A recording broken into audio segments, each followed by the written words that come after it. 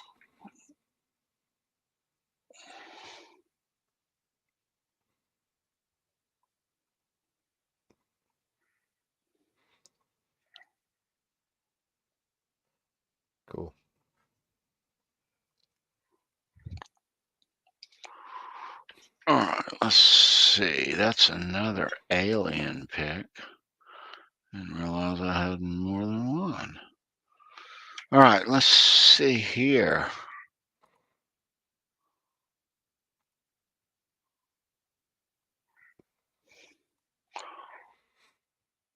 That's cool. All right.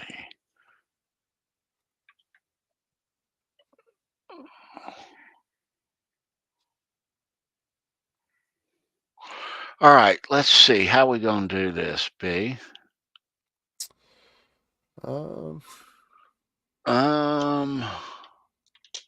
Like maybe put that white one Y&T in the middle. That one's nice. Nice colors on that. Yeah, just like that. All right. And then you pick the other ones. All right, let's do that.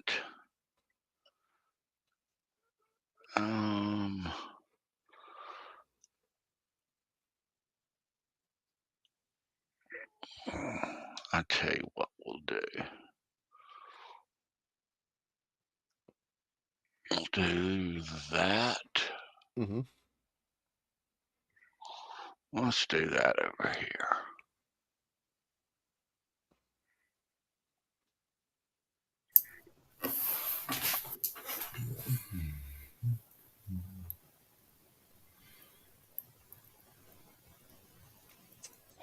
All right. And how about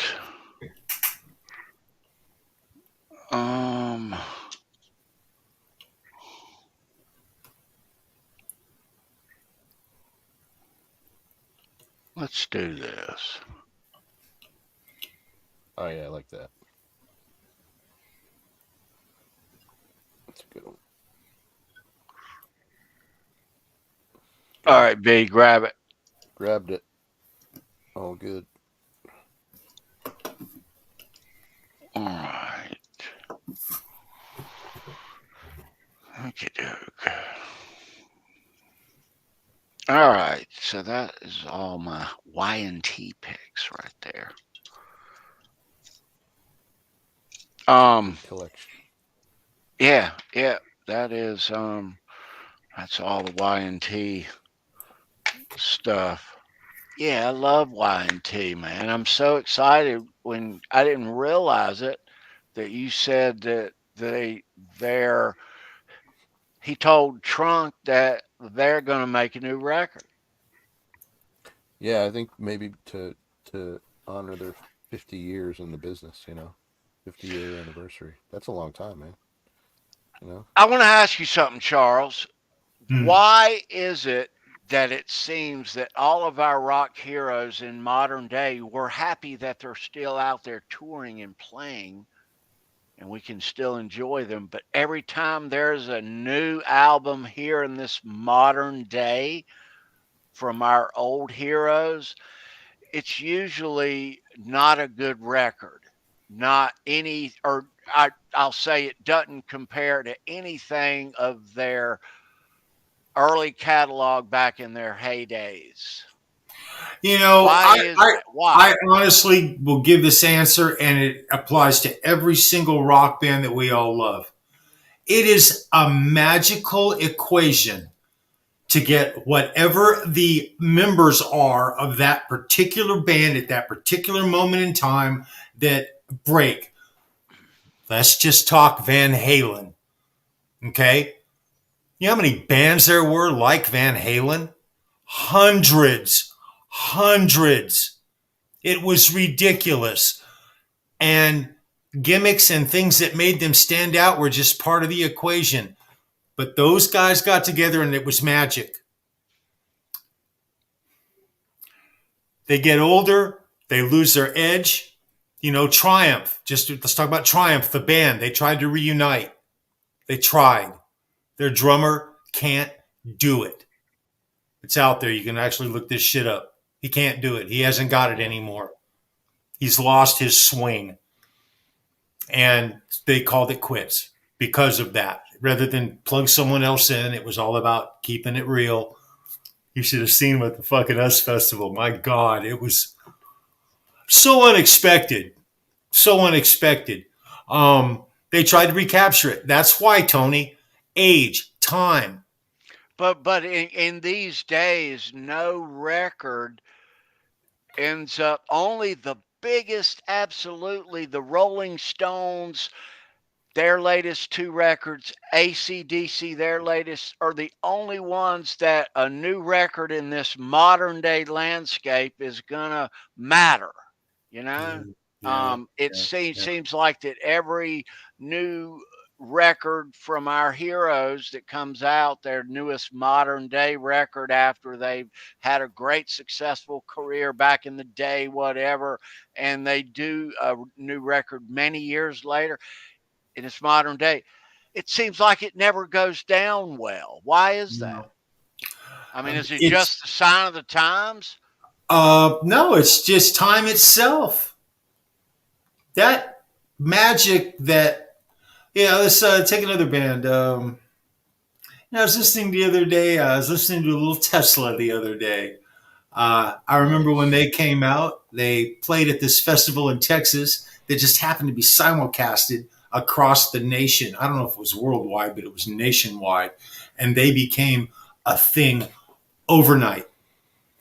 Yeah. That magic they had at that moment, okay, that was it.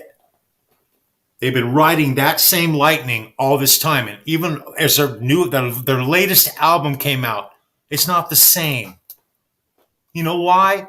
They only had so many riffs and so many licks and so many ways to do that thing they did that made it popular. Remember Trickster? Yeah. Remember that fucking band Trickster? Yeah. You used to Oh see yeah. them live. They kicked ass. They Yeah. were Steve fucking Brown, right on. special. However, they didn't have that many hits. Okay? The ones they had were huge, but they didn't have that many hits. And that's why they're not still around.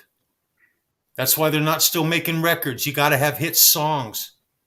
Yeah. Yeah. It's all about Motley the damn Crue's first song. album was quite simply every song on that album was great. It was great, and all they were doing was just that was their set list.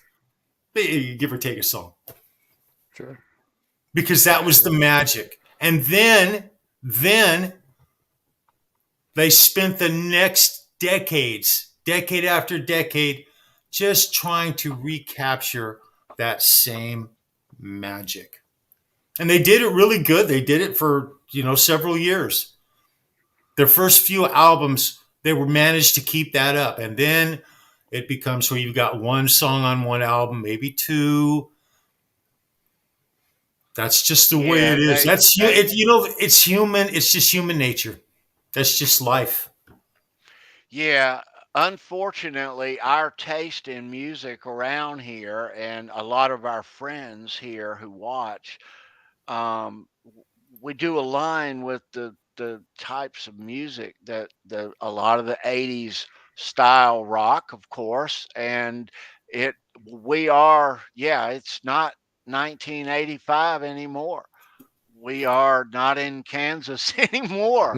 we're Nope. we're yeah, I hate to use the Yep. words, but this is all these anniversaries around us, 40 years after the fact, 50 years after the fact, you know.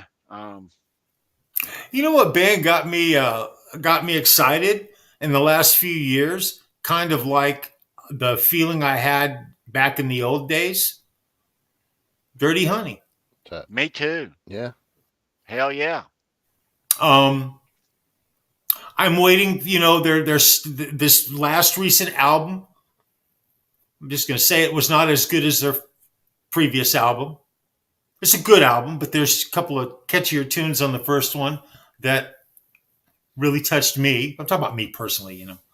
And so Sure. I'm waiting for them to come out with something else because they've got the talent, you know. And they're just it's the vibe I like. So that's I'm just what I'm waiting for, and it'll probably never happen in my lifetime for the rest of my life.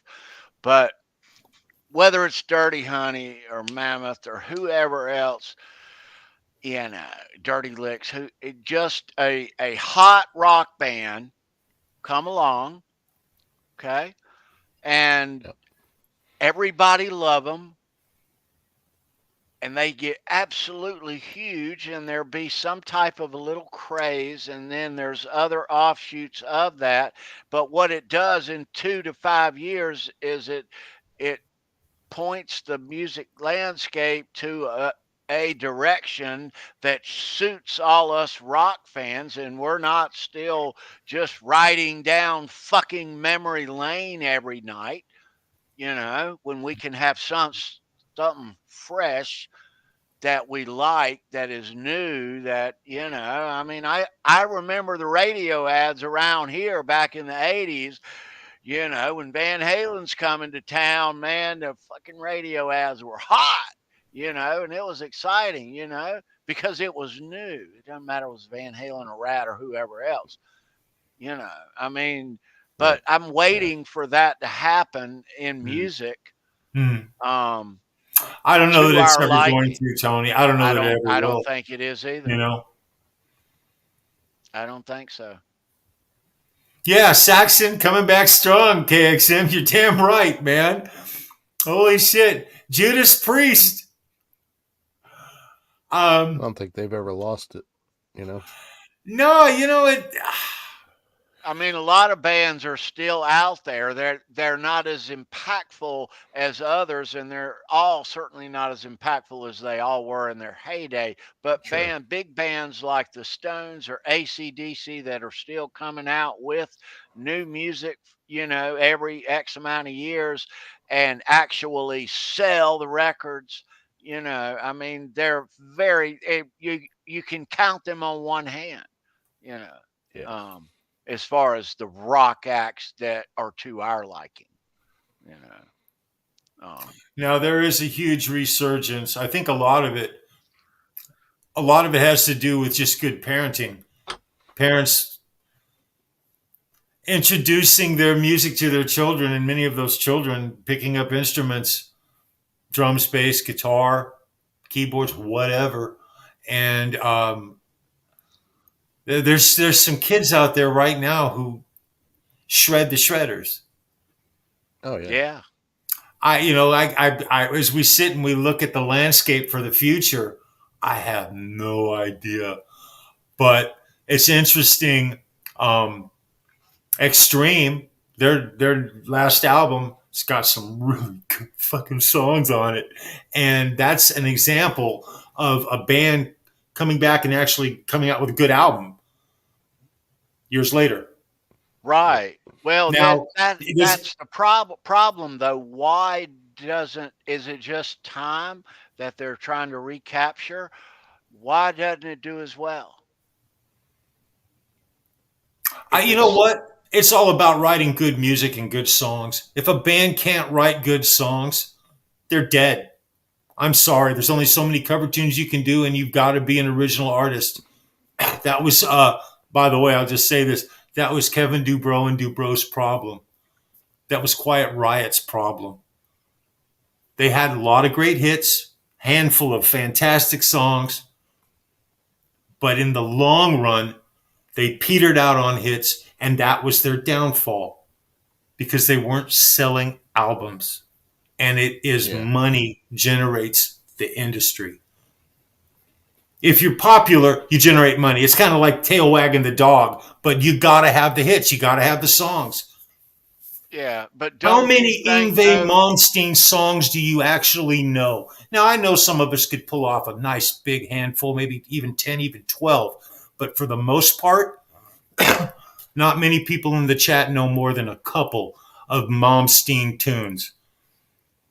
For the most part. And the reason is because he's a success because of his ability. Okay? He's an incredible guitar player like Steve Vai. But a lot of the songs that Vai is known for are in the Roth era. Okay? There were songs he did in supergroups and stuff like that. It's just interesting. They all have different paths.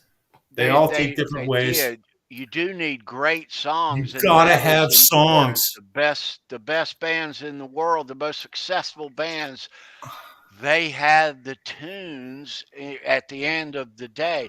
But I do think, other than that, when we love a certain band and we buy, we've listened to them for many, many years, own their catalog, and they're getting older, and then they make a resurgence and they put new music out. It is never going to be as accepted, no matter how great those tunes are on that. And even though they might have saved them for most of their career, whatever, it is still, it'll end up, I think, a lot of them just sign of the times, like a different kind of truth. We talked about this a couple weeks ago. Let me make a slight pedal backwards for a minute. I maybe shouldn't have picked Yngwie because his earlier work was really what quite defined him. And the bands he was in. Here's why I'm pissed about Yngwie. It took other guys to make him who he is. It wasn't just his articulate, great guitar playing. His original work was with bands, and they all had great music. That's what I'm talking about. In LA, there were hundreds of bands, but the only bands that actually stand out in my mind right now, and the only bands that ever made it, were the bands that had good songs. Yeah. And that was the key. All those rock songs, all those guys were writing in the bathroom and coming up with at 3 a.m. and this riff and that riff and putting it together and trying to come up with whatever equation it was that made all the girls show up to a show. That was the magic. Have the songs, and guys, you not only had to do it once, you had to do it over and over and over and over as long as you possibly could. I remember when Rat stopped writing great songs. I remember, I have to think for a minute which particular album it was. But I could just tell that the magic for the new, because they'd already reworked all those great riffs, all those fucking great riffs. They had worked them so many different directions that it was hard coming up with new, interesting equations to their thing that made them Rat. And it's got to be frustrating. Those first 4 Rat albums, Charles, those first 5, they are untouchable, dude. Yes, the and that's what I mean. Impeccable. That's what I mean. How their work, just Stephen Pearcy. I'm gonna tell you, you can say a lot of crappy things about him, but back in the day, he was a fucking great songwriter. Listen to those songs. He had a lot of help in the studio too, but those are great songs. And Rat, the first 4 or 5 albums, were as tight a rock band as anybody ever. They had their issues, but the music and the songs and the songwriting speaks for itself. That's a lot of music. Those first 5 Rat albums, they're untouchable. Sorry. We were talking about a different kind of truth, Van Halen, all roads.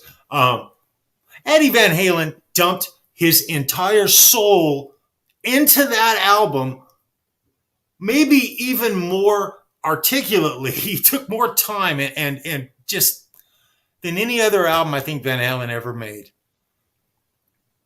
Quite literally. Yet it didn't do nearly as well as he certainly wanted it to. I'm talking about just his story on his attitude about that album and the end result. It depressed the hell out of him. In fact, he'd never come back if Wolf hadn't fucking, he just never would have come back anyway. But he dumps his soul into it and lightning just didn't hit for him again. And part of it's because the equation changed. The music did not sound the same. The harmonies weren't there. Michael was not in the equation. And it matters. It matters. Big time. Let me ask you a question, both of you, just hypothetically. I should ask you guys this on Tuesday. Let's just say Diver Down never happened.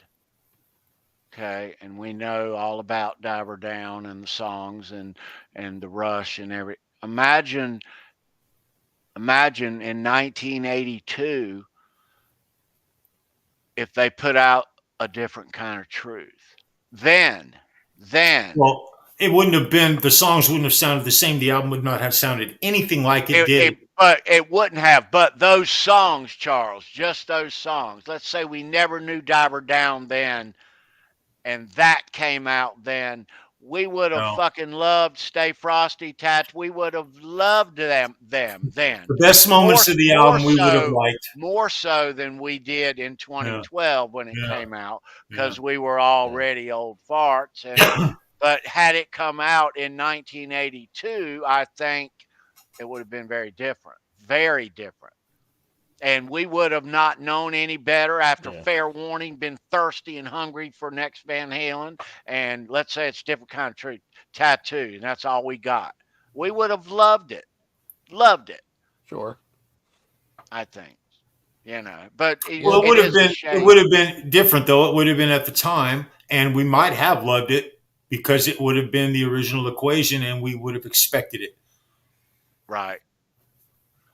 I just mean a different kind of truth was like a wonderful bonus that we got to have as fans. We got to see Eddie go out and Alice come out and Dave come out and then introduce us to Wolfgang. We got to see that, and we actually should not have.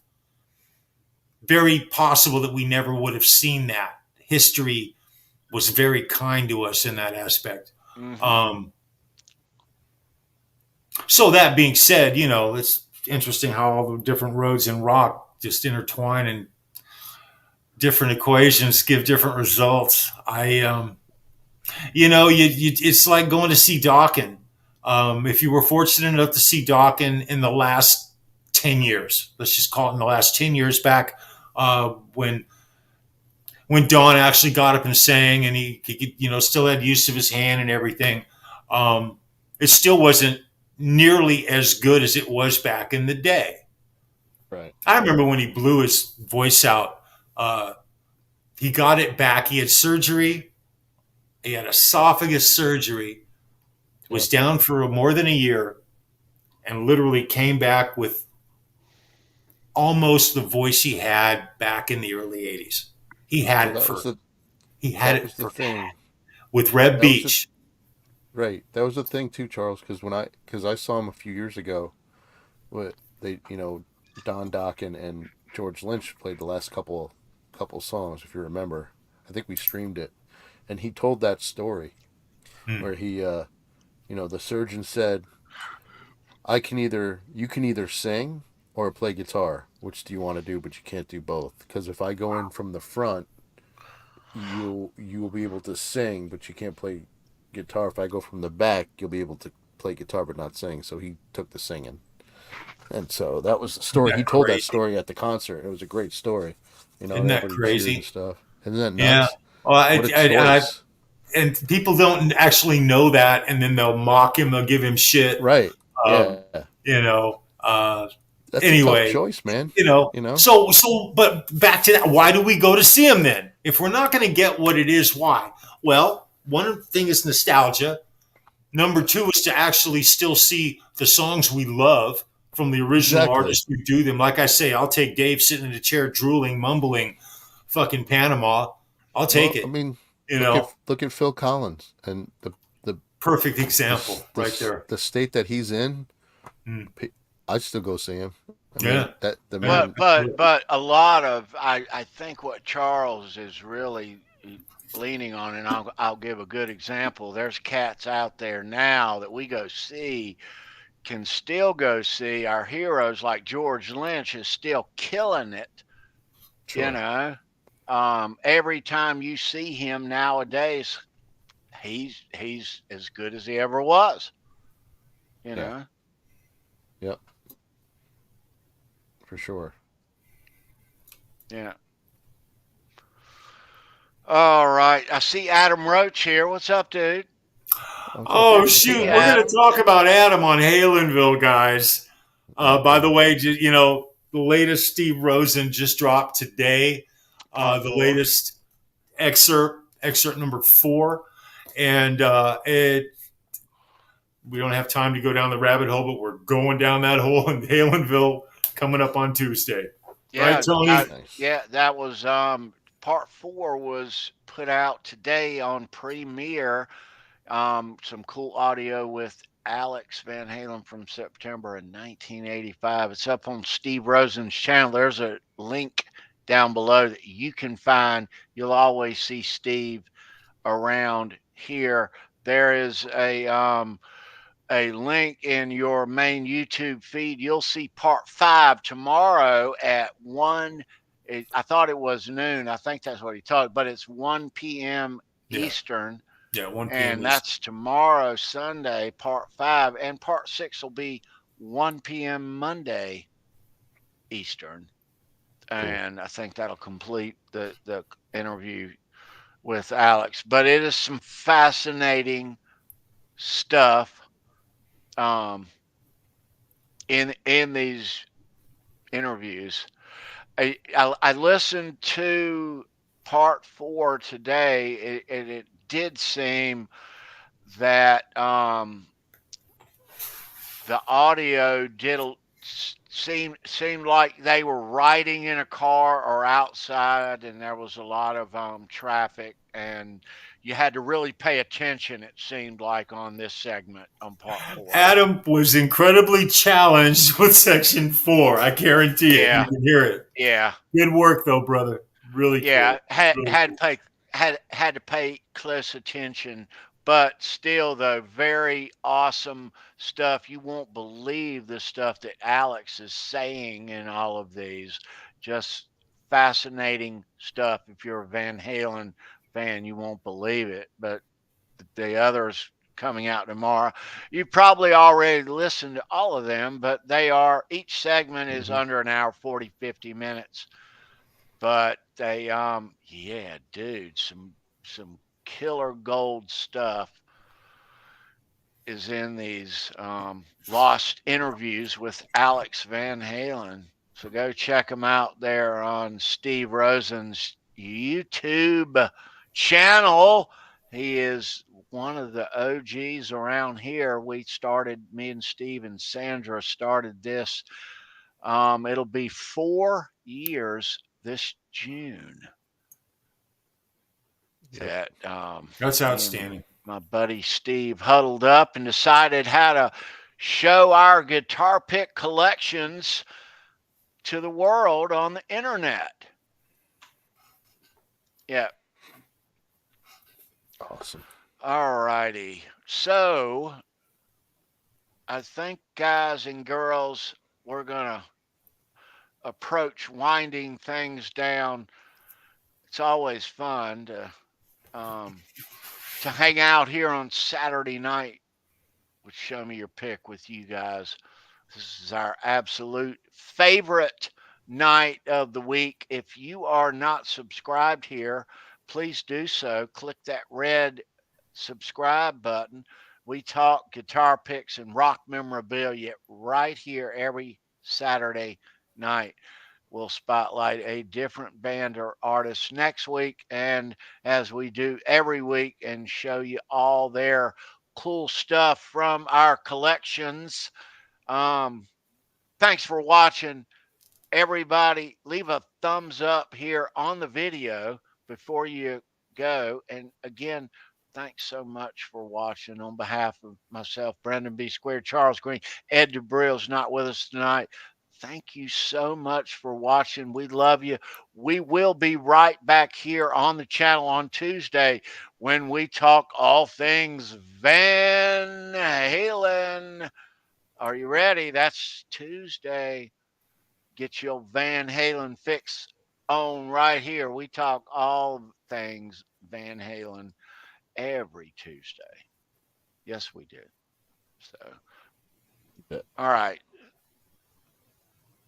We'll see you right back here next Saturday night. Thanks for spending your Saturday with us. We certainly appreciate it.